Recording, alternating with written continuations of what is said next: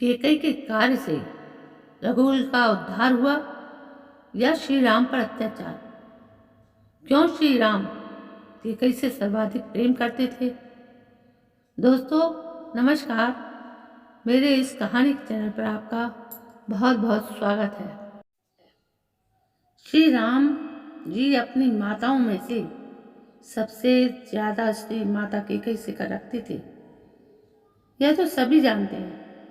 रामायण और रामचरितमानस में इससे जुड़े कई प्रसंग आए हैं, किंतु इस स्नेह के पीछे की एक प्रचलित लोक कथा है।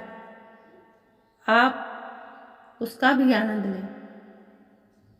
एक बार युद्ध में राजा दशरथ का मुकाबला बाली से हो गया। राजा दशरथ की तीनों रानियों में से केकई अस्त्र शस्त्र और रथ चालन में पारंगत थी, इसलिए कई बार युद्ध में वो दशरथ जी के साथ होती थी।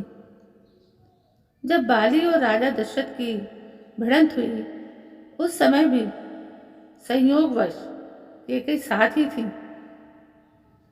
बाली को तो वरदान था कि जिस पर उसकी दृष्टि पड़ जाए उसका आधा बल उसे प्राप्त हो जाता था। स्वाभाविक है कि दशरथ परास्त हो गए।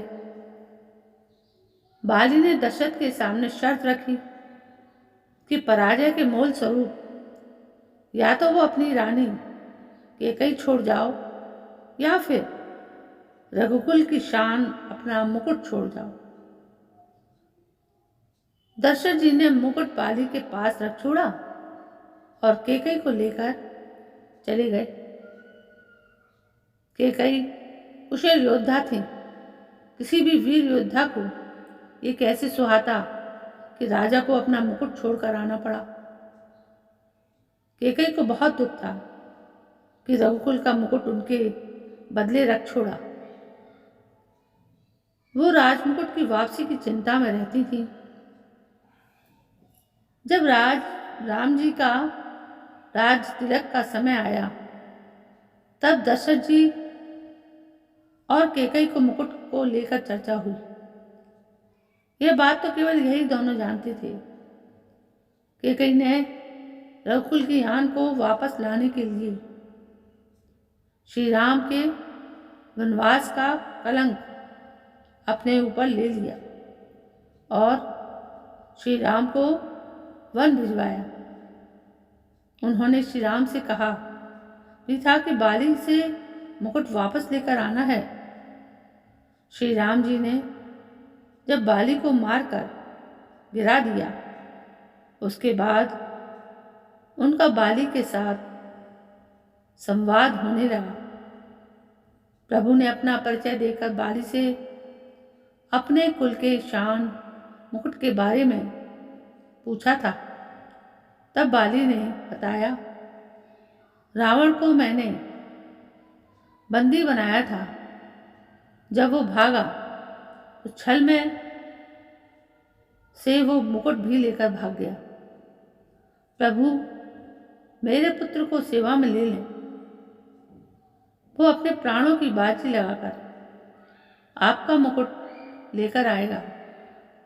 जब अंगद श्री राम जी के दूत बनकर रावण की सभा में गए, वहां उन्होंने सभा में अपने पैर जमा दिए और उपस्थित वीरों को अपना पैर हिलाकर दिखाने की चुनौती दे दी। अंगद की चुनौती के बाद एक एक करके सभी वीरों ने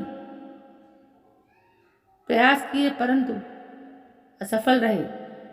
अंत में रावण अंगद के पैर डिगाने के लिए आया। जैसे ही वो अंगद का पैर हिलाने के लिए झुका, उसका मुकुट गिर गया। अंगद वो मुकुट लेकर चले आए। ऐसा प्रताप था रघुकुल के राज मुकुट का। राजा दशरथ ने गंवाया तो उन्हें पीड़ा झेलनी पड़ी, प्राण भी गए, बाली के पास से रावण लेकर भागा तो उसके भी प्राण गए।